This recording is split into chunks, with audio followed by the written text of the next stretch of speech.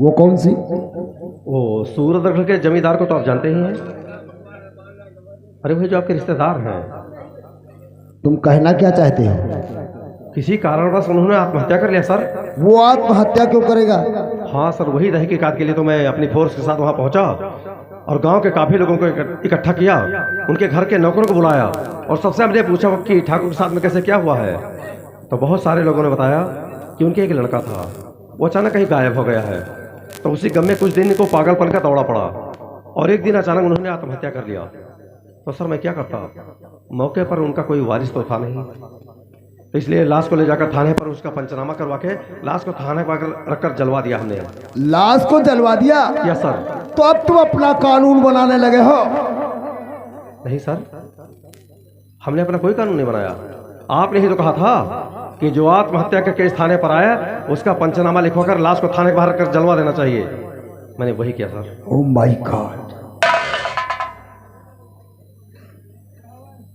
You can go. Thank sir. वो sir एक बात कहने के लिए भूल गया था, सूरतगढ़ में क्राइम कुछ ज्यादा ही बढ़ रहा सर। शरीफ और ईमानदार लोग बड़ी आसानी से दुनिया छोड़ के जा रहे हैं सर, और हमें तो सबसे ज्यादा आपके विषय में चिंता रहती है, क्योंकि आप एक ईमानदार पुलिस अफसर हैं, कहीं आपको कुछ न हो जाए, इसलिए अपना ख्याल रखना सर।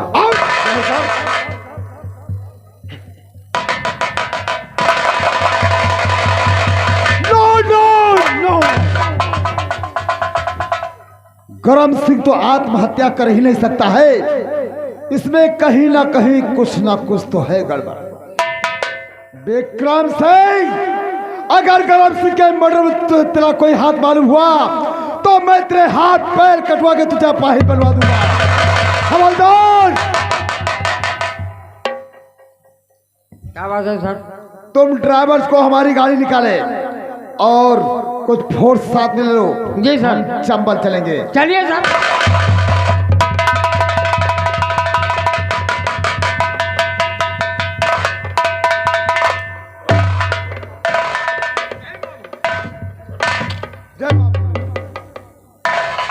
जय भवानी बाबा। सूरज, देखो सुमन तैयार हुई? आती होगी, बुलाओ उसे।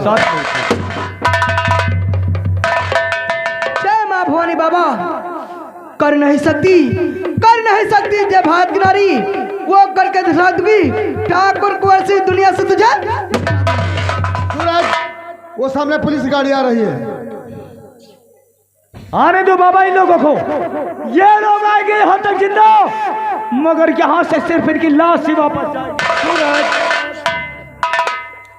सुमन को लेकर के तुम उस तरफ जाओ, बाकी साथी मेरे साथ रहेंगे।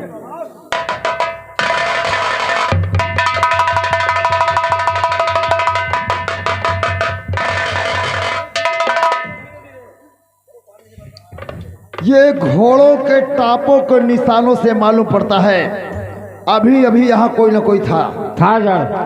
हवलदार, यस सर। इतना याद रहे, कोई भी डाकू दिखाई पड़ता है तो ऑर्डर लेने की जरूरत नहीं, तुरंत गोलियों से भून डालो। बिल्कुल। आओ आगे बढ़ो।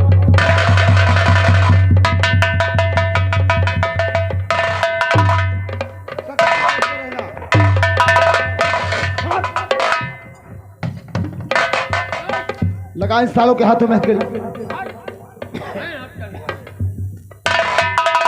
तो तेरा नाम है जग्गू, जगराम सिंह का रीछ की औलाद। मरने के बहुत ज्यादा उतावला हो रहा है, हम इतनी आसान मौत तुझे मारने वाले नहीं हैं। सबसे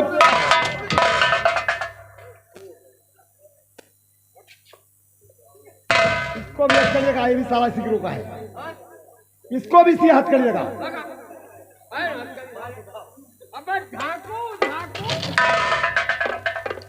सबसे पहले तो हम तेरे सर के बाल बनवाएंगे, उसके बाद तेरे मुंह पे काली पुतवाऊंगा।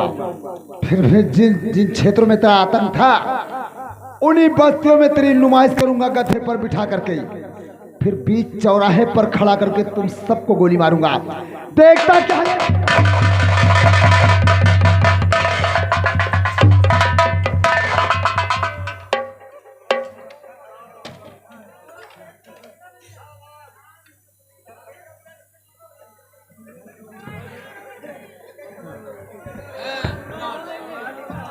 कौन? सूरज? हाँ। अच्छा किया सुमन, जो इस कुत्ते के सर से इसका ताज उतार दिया।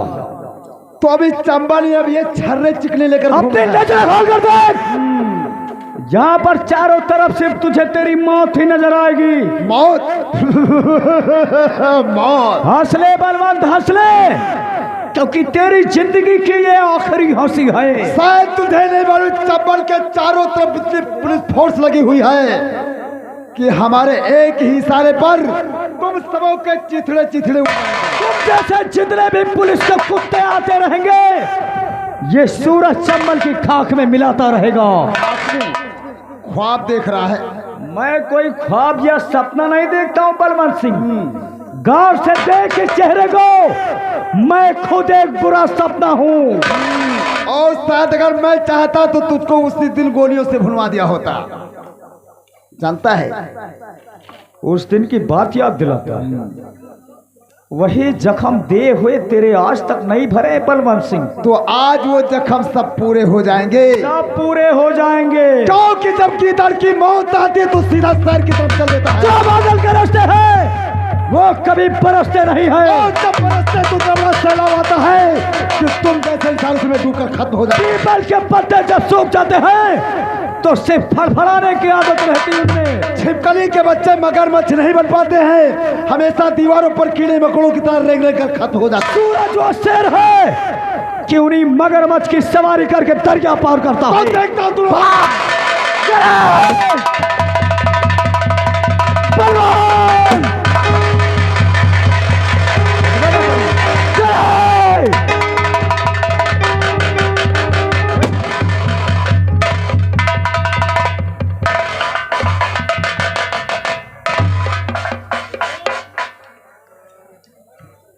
मर गया। आया था जगराम को गिरफ्तार करने के लिए। बाबा, लोग सच कहते हैं कि जब कुत्ता पागल हो जाए तो सिर्फ उसे गोली मार देनी चाहिए। बलवंत सिंह, तेरे दिए हुए सारे जख्म मेरे भर गए।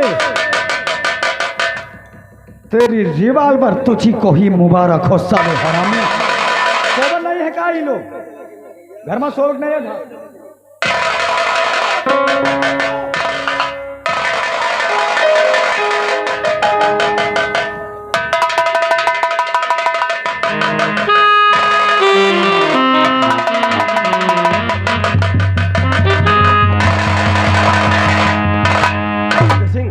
जी सर। ये अभी गोलियों का किधर से आई है? सर इधर से आई है। चलो चल कर देखते हैं। चलिए सर।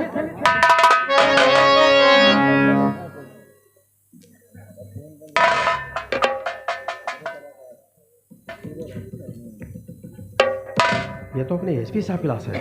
हाँ सर। हुआ वही जिस बात का हमें डर था। क्यों नहीं सर?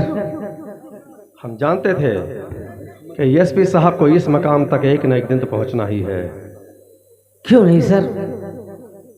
क्योंकि हर किसी को अपने कर्मों की सजा मिलती है। जब आदमी अपने जीवन में गलत कार्य करता है तो उसका जमीर उसको धिक्कारता है हाँ सर। कि तुमने क्या किया। और जब एसपी साहब को इस बात का एहसास हुआ कि हमने अपने जीवन में बहुत गलत कार्य किए हैं, क्यों नहीं सर? तो ये सुनसान जगह देखकर यहाँ कर इन्होंने आत्महत्या कर लिया है प्रायश्चित करने के। एसपी साहब आत्महत्या नहीं किया था, इनका डाकू लोग ने मर्डर किया था। तुम्हें कैसे पता? हमसे बोले हवलदार चलो गाड़ी निकालो चंबल चलेंगे। वहाँ हम एसपी साहब चंबल गए, डाकू लोग को लगा दिया। करना क्या ना मारेंगे, इनके सर के बाल बनवाएंगे, इनके मुंह में कालिक पोतेंगे, गधा बैठा के नुमाइश करवाएंगे। हम तो कहें नहीं चलो भाई, डाकू निकला हपाक से मारे सदाक से आए। एसपी साहब हाँ साहब, डाकू लोग ने मार दिया। डाकू ने एसपी साहब को मर्डर कर दिया? हाँ साहब। डकैतों की इतनी हिम्मत बढ़ गई कि हमारे एसपी साहब का मर्डर कर दिया? हाँ सर। ये चाहे जैसे रहे हो, इनके कारनामे चाहे जैसे रहे हो, हाँ सर। लेकिन थे तो हमारे सीनियर अफसर। बिल्कुल। आज हमारे एसपी साहब का मर्डर हो गया है, कल हमारा हो सकता है, बिल्कुल। परसों हमारे स्टाफ में किसी का हो सकता है। इस तरह से तो डाकुओं का मनोबल बढ़ता ही जाएगा। हाँ सर। ना हम मनोबल कुचल के रख देंगे उन लोगों का जिन लोगों ने एसपी साहब का मर्डर किया है। हाँ सर। एसपी साहब के लाश के पास खड़े होकर सब लोग इस बात के लिए कसम खाओ कि जब तक एसपी साहब के कातिलों को हम दुनिया से मिटा नहीं देंगे तब तक हम लोग चैन से नहीं बैठेंगे। तो चंबल घाटी से डाकुओं का नामो निशान मिटाकर ही हम लोग दम लेंगे। बिल्कुल सर।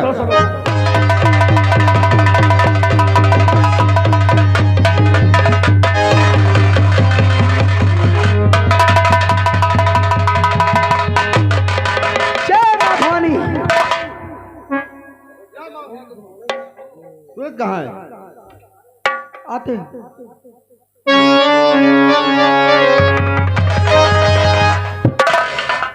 बाबा, क्या बात है बेटा? आज मैं आपसे कुछ जानना चाहता हूँ। पूछो, क्या पूछना चाहते हो? यही कि मैंने देखा कि बहुत लोग पहाड़ी के उस पार आखिर क्यों जा रहे थे? सूरज, मैंने तुम्हें एक बार मना किया था जब तुमने कहा था चंबल के भीड़ में तन्हा घूमना चाहता हूँ, तो मैंने तुमसे कहा था पहाड़ी के उस पार नहीं जाओगे। पहाड़ी के उस पार एक बहुत बड़ी पहाड़ी है, मतलब वहाँ हनुमान जी का मंदिर है। आज वहाँ का मेला है, इसलिए सब लोग जाते हैं। बाबा, अगर ऐसी बात है तो हम सब लोग चलेंगे बजरंगबली के दर्शनों के लिए। तुम लोग चलो हमारे साथ। सूरज, देखो सूरज, जैसा आप कहते हैं वैसा करो। वैसे हनुमान जी का प्रसाद वहाँ रोज चढ़ता है। ये मेला साल भर पे एक बार लगता है और पुलिस वालों से, डाकुओं से बेटा वहाँ जम के गोली चलती है। बाबा, हम वहाँ गोलियां चलाने के लिए नहीं बल्कि बजरंगबली के दर्शनों के लिए जाएंगे।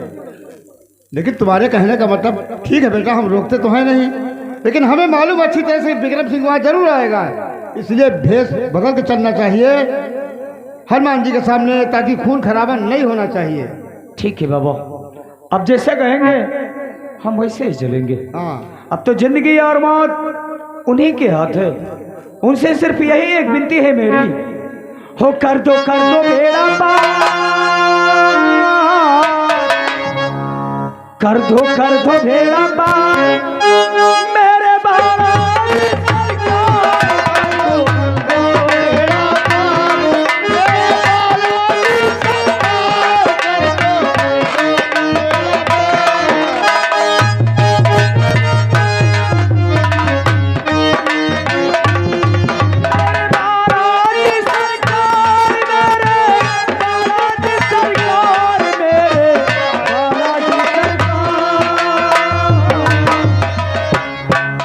कर दो मेरा पार मेरे बाबा।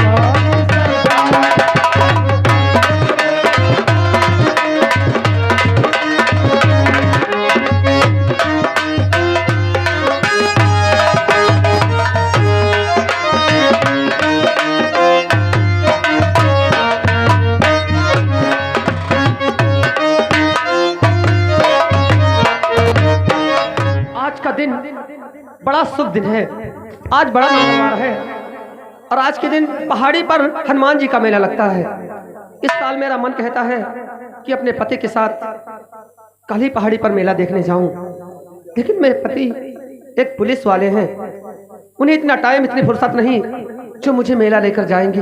लेकिन आज वो आएंगे तो मेला चलने के लिए उनसे जरूर कहूँगी।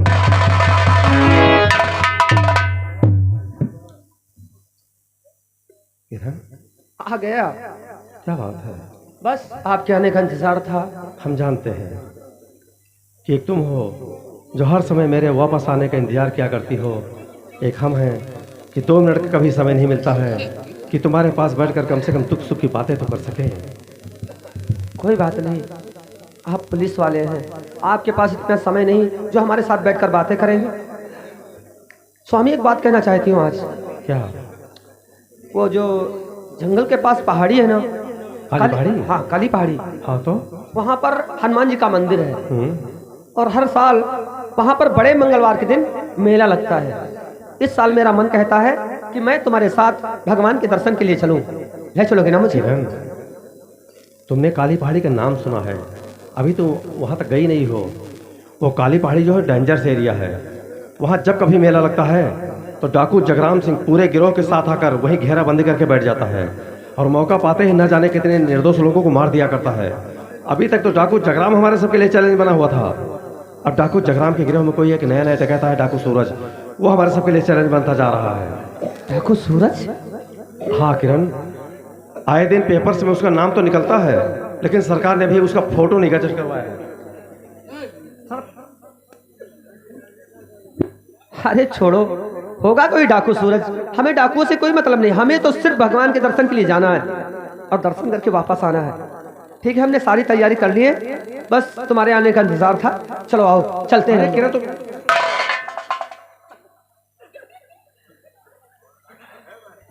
ये तो आपके स्टाफ के हवलदार जी हैं। लगता है कोई खबर लेकर आए। तुम एक काम करो, कमरे के अंदर जाओ, कमरे के अंदर जाकर के 2 कप चाय तैयार करो। तब तक हवलदार से कुछ हम रिपोर्ट कैसे बात करता है, लगता है कोई रिपोर्ट लिखा है। ओके हवलदार जी, आ गए हो तो चाय पीकर जाना। ओके। अरे चाय बनाओगे तब पियेंगे ना। अरे चाय बनाने में कितना टाइम लगेगा, जब तक बातें करोगे चाय बन जाएगी। ओके हवलदार जी, जाना मत, चाय बनाओ ना। क्या बात हवलदार, कोई रिपोर्ट है क्या? हाँ सर, ये काली पहाड़ी है ना, इसके पीछे जो हनुमान जी का मंदिर है, आज मेला लगे। अपने कानों से पूरे डाकू लोग पूरे डाकू लोग आए रहे सर। हाँ, कई सारे नहीं समझते हो। हाँ सर, समझ डकैतों का नाम यहाँ मत लेना। हाँ सर। क्योंकि अगर किरण को पता चल गया ना कि हम डकैतों को पकड़ने जा रहे हैं, हाँ तो हो सकता है मुझे रोकने का प्रयास करें। हाँ बिल्कुल, क्योंकि वो जानती है हाँ कि मेरे सिवा उसको दुनिया में कोई नहीं है। अगर मुझे कुछ हो गया तो वो अकेली हो जाएगी, लेकिन मुझे अपनी जान की परवाह नहीं, अपने फर्ज की परवाह है मुझे। तुम एक काम करो, हाँ सर, थाना पहुंचकर अपना स्टाफ तैयार करके रखना। हाँ सर। मैं भी आ रहा हूँ। ऐसे पूरे डाकू